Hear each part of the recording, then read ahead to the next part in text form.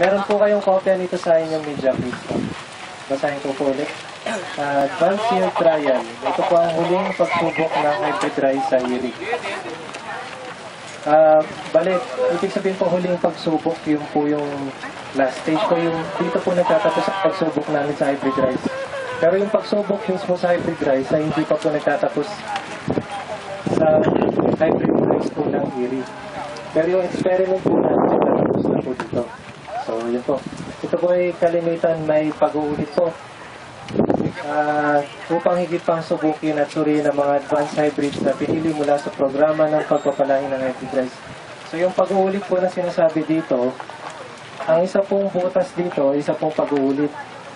So yung mga, ano po, yung sa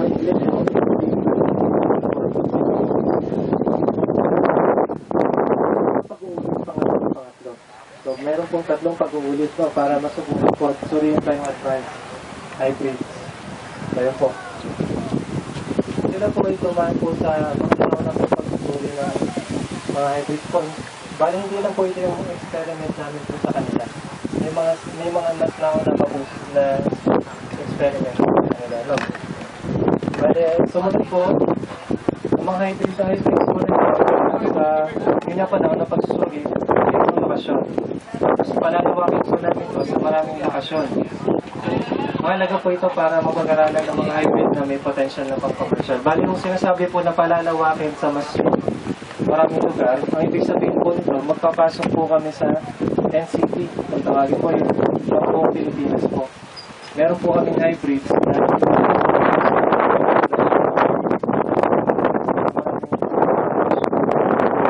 bali, punta po tayo dito sa may ito po yung keyboard namin. Nandito po yung informasyon na ginawa po namin sa experiment po na ito. So, bali meron po ito nga po yung experimental design kung familiar po ay tatlong replicate pot or tatlong pag-uulit nga po. Sumunod po dito yung bilang po ng hybrids na meron po kami ay 25. Sa isang bukas po meron po kami 25 na entries. Bali, 24 po sa kanila ay hybrid. Ang isa po ay inbred. So, dito po yung papasok. Isa pong hybrid na isa pong hybrid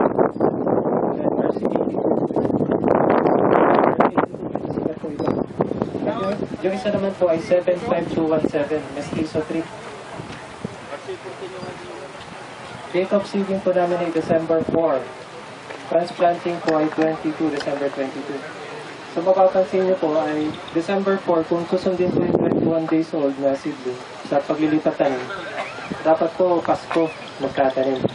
Pero limit po na lang po natin ng 22 para wala naman po gagawa sa Pasko.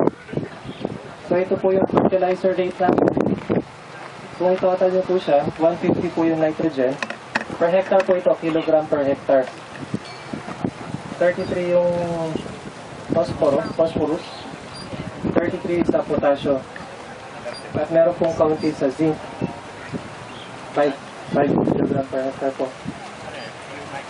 So,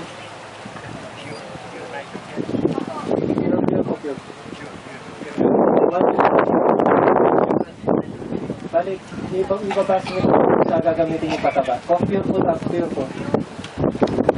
So, yun po. Katanungan po para kay Joji. Ako sa hybrid. Sino ang gumagamit ng hybrid sa inyo? Dati ako, gumamit ako. Galing din dito yung Mestizo at Monsanto. Alam niyo, dati sila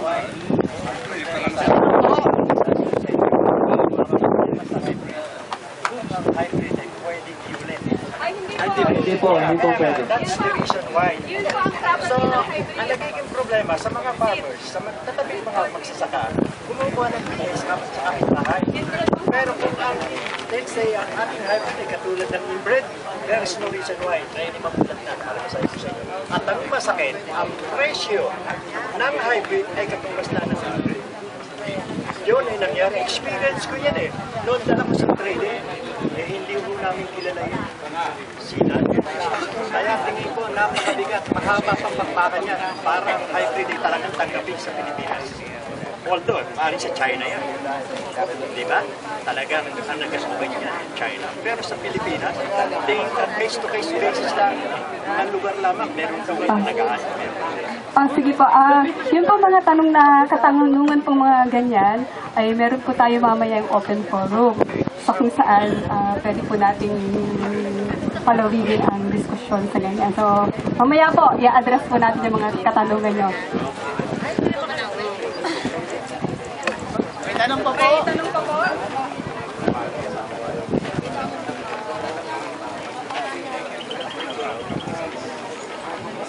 May katanungan pa po?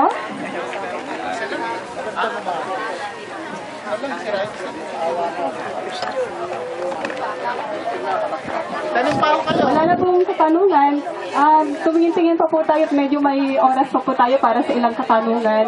Yun nga lang po, kayong kagaya po ng tanong po ni Sir, medyo general po, mas mabuti po kung mas nakararami ang makarinig kung ano po yung isasagot. Magtatanong. May tatanong na po. Doon po sa tatlong ulit. Doon po sa dalawang ulit, mas madami ang alay.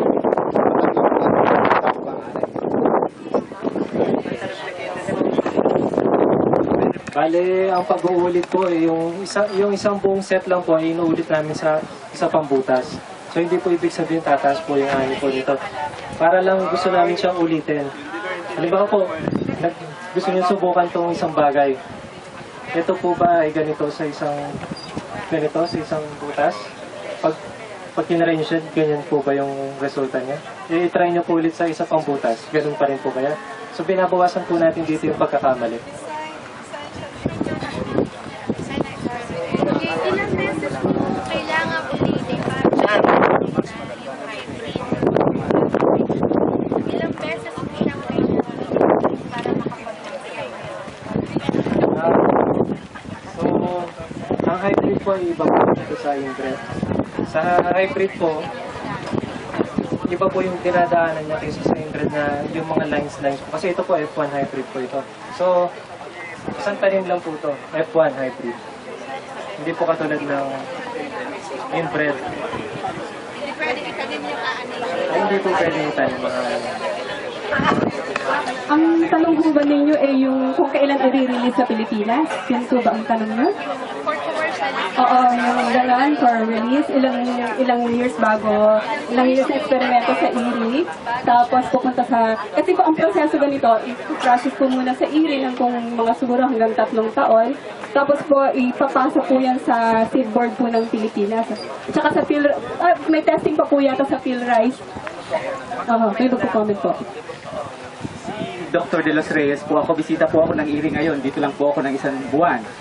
Nakita ko po may mga questions yung mga farmers natin na parang hindi nila naiintindihan kung paano kasi pinuproduce yung hybrid rice. Kaya po tinawag na hybrid rice yun. Pag pinag-asawa po natin yung isang line, tapos yung another line, yung anak po nila, ang tawag po doon heterosis. Ibig sabihin yung performance po nila mas maganda pa sa dalawang sa dalawang magulang.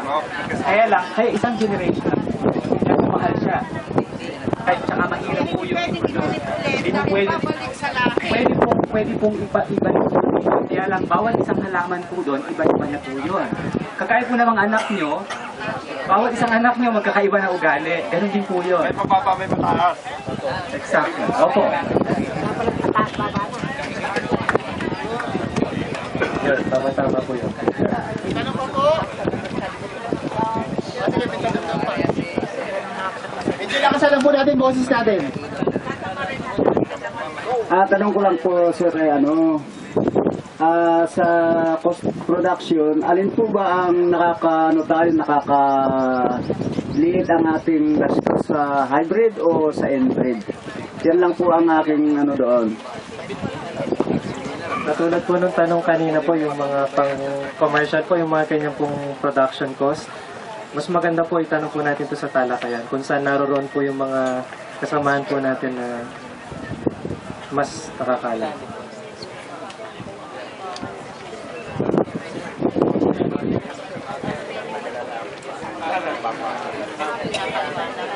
ba, sir, sabi niyo, experience ninyo yan? Experiment po. Experiment? Opo. Yung una, at pangalawa, at saka pangatlo, ilang tugdos kada puno, ilang puno, bawat Isa lang po, isang puno lang po ito. Eh ngayon, ayan rin ang nakakarami. There's tatlong sa tigigis ang puno, ang tatlo na yan, alin ang nakakarami, mga At pare-pareho lang po yung isang tundos po kasi. Isang tundos.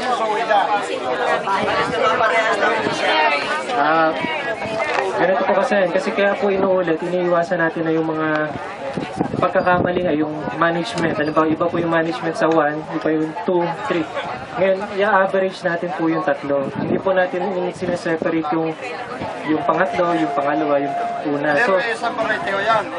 yung isa po na inuulit lang po namin. Nakita niyo. So, hindi po. Hindi po.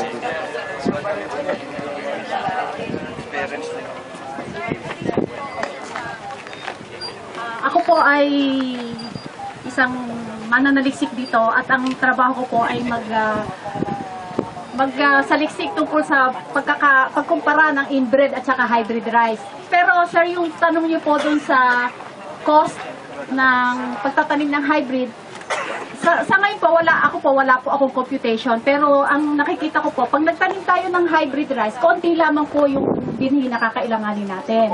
Pagkatapos po, dahil ko konti, bawa, kung nagtatanim tayo ng inbred, kailangan natin ng 100 kilograms per hectare, 80 to 100. Sa inbred po, mga 20 lang.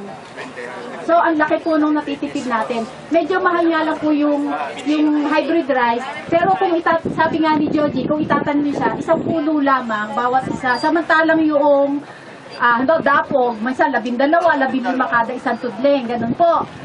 At ang advantage po ng hybrid rice ay nakakaani po siya ng 15 to 20% higher doon sa ating mga inbred. So, yun po. Parang makita nyo lang po, ganun, eto ko, konti lang yung aking gagamitin na seeds. Pero madami akong maaani. Makukompute nyo na rin po sa inyong mind na kung ikaw yung farmer ay makakaani ako ng marami, may kikitain akong malaki. Pero ang sinasabi lang po natin, dapat ang farmer bago gumamit ng hybrid rice, dapat po ay alam nila yung teknolohiya na nararapat dito. Kasi meron po mga farmers na binigyan lang sila ng seeds, hindi naman nila alam na ito pala'y dapat isa-isa lamang ang tanim. At ang akala nila ay pwede po siyang isabog, pero konti din lang po yung kailangan yung mga seeds na kailangan nyo per tilapia, gano'n. So, yun po ang kailangan nating malaman na hindi ko mo narinig natin, oy, magaling yung hybrid rice na yun, umaani siya ng 150 gabas per hectare. Yun ang gusto kong itanim. Pero hindi po natin alam na meron pong kasamang teknolohiya. So, mamaya pong hapon sa talakayan, marami po tayong mga eksperto tungkol dyan at saka baka meron po din doon makakasagot sa ating katanungan kung gaano ang cost o yung mga profit na makukuha natin sa pagtatanim ng hybrid rice. Maraming po salamat. Lagi po nating aalalahanin ang hybrid rice po may kasamang teknolohiya. Yun po ang pinaka-importante sa lahat, yung sundin kung ano po yung ng teknolohiya. Salamat po. Mangyari po na pwede na po tayong magsibalik sa ating mga sasakyan at tayo po ay susulong na ulit.